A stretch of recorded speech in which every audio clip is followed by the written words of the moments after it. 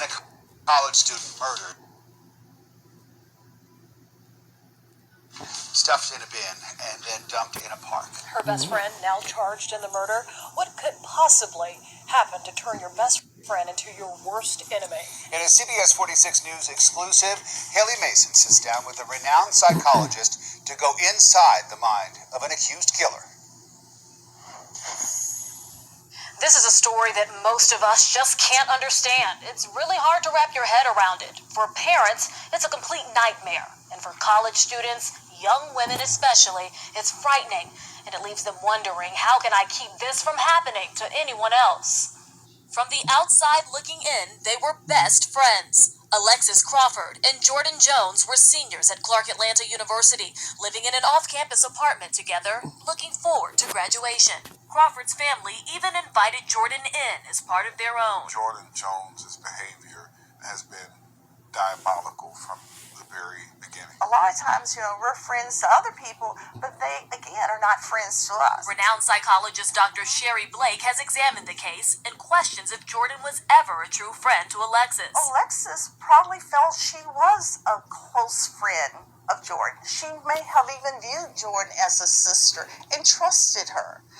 But that doesn't mean Jordan felt the same way about Alexis. Friends who didn't go on camera told us the ladies were very different. Alexis, often warm and welcoming. Jordan, sometimes distant. But what could lead Jordan, the daughter of a church deacon and from a loving family, to betrayal and allegedly murder? She went to the bedroom and woke up about an hour later and discovered Brantley and Crawford in the bathroom. Just days before her death, Alexis reported that Jordan's boyfriend, Baron Brantley, sodomized her while she was unconscious. She was accusing Mr. Brantley of sexual assault. That accusation may have been the final turning point in a downward, dangerous spiral with Jordan. While she was engaged in a fight with her, Mr. Brantley came out of the bedroom and choked her. And while he was choking Ms. Crawford, Jordan Jones put a plastic bag over her head. Do you think this all boiled down to protecting Baron from a rape charge? Of course. Dr. Sherry says it appears Jordan was willing to do anything to defend and protect Baron. And no remorse that I can see. So we asked again, what kind of person could do that? A person that's unfortunately emotionally, mentally unstable underneath. Were the signs always there? One of Alexis's close friends took to Facebook with her frustrations after Jordan was arrested. Alexis trusted you, she wrote, even after I told her for 3 years straight not to.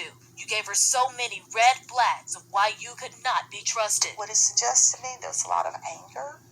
There's a lot of stuff that we may not even consider what's going on with Jordan. For now, the hope is for healing and lessons learned as a family fights for justice. And I think this case is going to be very painful, but it's going to be a rude lesson and an eye-opener to young college students, young females, everywhere.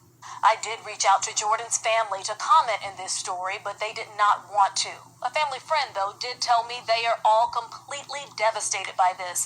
They say they had no indication that Jordan could be involved in anything like a murder. We'll have more from Dr. Sherry on our CBS 46 app. For now, I'm Haley Mason for CBS 46 News. I got a call yesterday from Alexis' mother, whom I've become a confidant and an advisor to, asking for help because the district attorney's office in Fulton County had reached out to Ms. Crawford indicating that there's a bond hearing scheduled for tomorrow where Jordan Jones is requesting bond and to be released from custody. I think it is important for the people in this community and across the country to remember that Jordan Jones was Alexis' roommate, but she was also considered by Alexis to be her best friend. In an act of ultimate betrayal, Jordan strangled and murdered Alexis alone. Now, a lot of times, we're friends to other people, but they, again, are not friends to us. Renowned psychologist Dr. Sherry Jones and her roommate's boyfriend, Baron Brantley, confessed and actually led them to her body. We are still waiting on a mugshot of Jones, but we have plenty of information on Brantley. He has been in and out of jail for years for violent charges, including domestic violence and cruelty to children.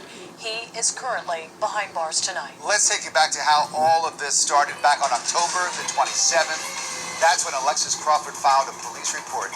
She alleged that she had been sexually assaulted by Brantley at her apartment. Then 3 days later, a surveillance camera captured what we now know are her final moments. She was reported missing the very next day. Then on November the 5th, officers and investigators canvassed the area near her apartment, hoping to find any sign of her. Today, they finally found her body at Exchange Park in Decatur. A tragic ending, and we have team coverage of this story tonight. CBS 46's Jamie Kennedy is live at the Clark Atlanta campus. But first, we want to get to the CBS 46 Bulldog Chief Investigator Jonathan Carlson.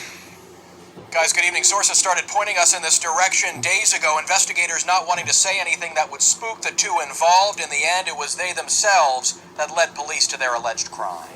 It took more than a week, but Atlanta police were able to get a confession and a lead to where the body could be found. Sources close to the investigation had their suspicions early on. Late today, as we broke news of the tragic ending, the police chief didn't say much, but was clearly disheartened. To Alexis's family, our hearts go out to you. I am so truly sorry that we could not provide you with a better ending.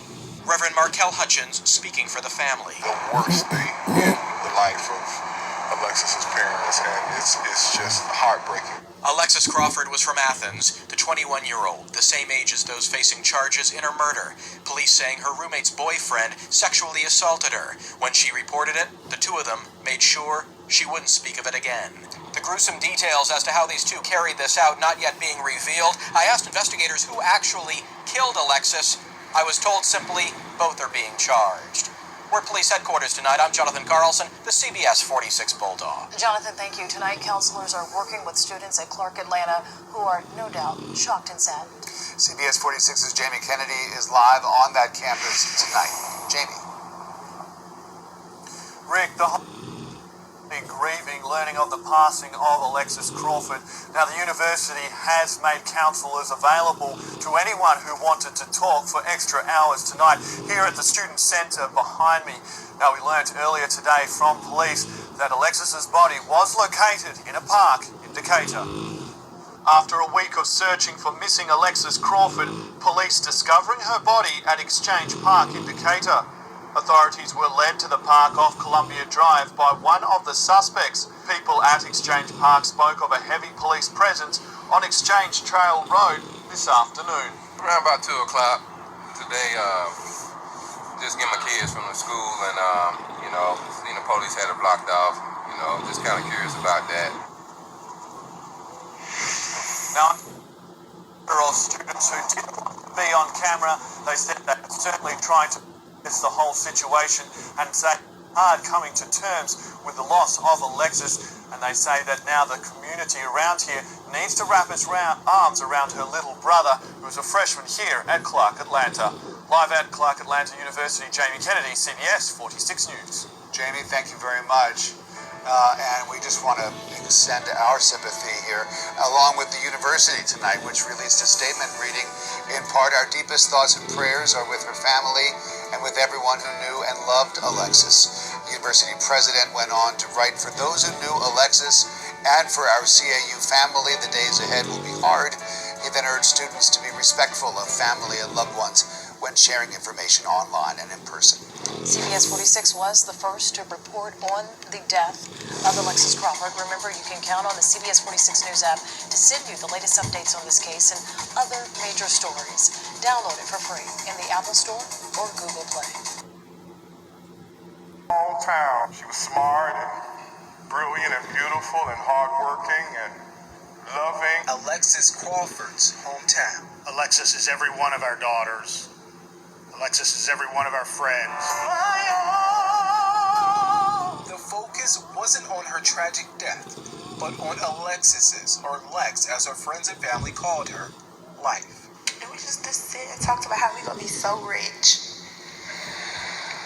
How we gonna be so rich and have a big old house. So Lex, for the both of us, I'm gonna get that degree. Alexis graduated from Clark Central High School in 2016. She was a senior at Clark Atlanta University, majoring in sociology and criminal justice, with a bright future before it was tragically cut short. I will never forget the times I would come home late, tired from dance practice, and you would make sure I had something to eat before I went to sleep. Lex, you are special. She refused to live her life with guilt and fear. She put her faith in God. God was her walk through her hard times. So now, we should take her lead. I can rest better now, knowing that she's in heaven. Hundreds came to pay their final respects, traveling from miles away Saturday. Fulton County Commissioner Rob Pitts promising the family justice in her death. Something is broken, and I'm going to fix it as chairman of the Board of Commissioners of Fulton County. Crawford family, you have my word. It hurts to the core. But God still loves this family. God still has your back. During the service, a friend of It is so messed up what happened to this young lady, Alexis Crawford, that these two people was the evil they could be to do what they did to harm this woman.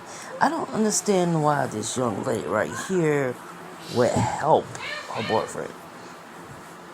I'm like, it also was said something about her bedroom door was locked and she was banging on it. Instead of her calling the cops or doing the right thing, and she sides with her boyfriend to harm her roommate and so-called best friend.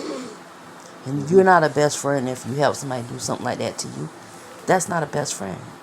It's kind of the same thing like what happened to Kamika Jenkins, which is all over, and people are still talking about that. So this young man right here committed rape and stuff like that. It's like so messed up that, and it's like the court thing is still going on. That happened in 2019, in October the 30th, most likely. Probably it was the 27th. It says they put in a missing police report that she was missing in October the 27th, 2019. They found her body October 30th, 2019.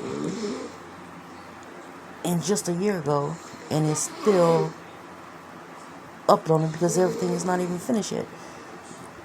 I gotta look up and see more information about it, but as far as only I've seen is only things from, I ain't seen no updated.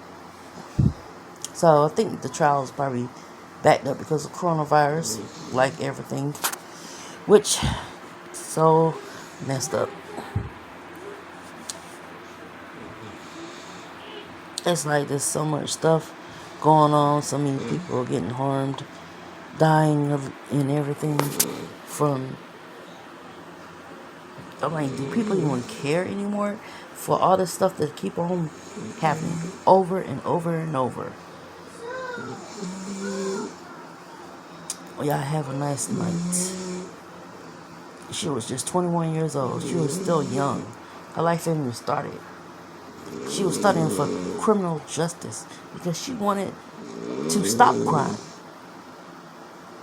And something harsh, horrible like this happens to her. It's kind of messed up.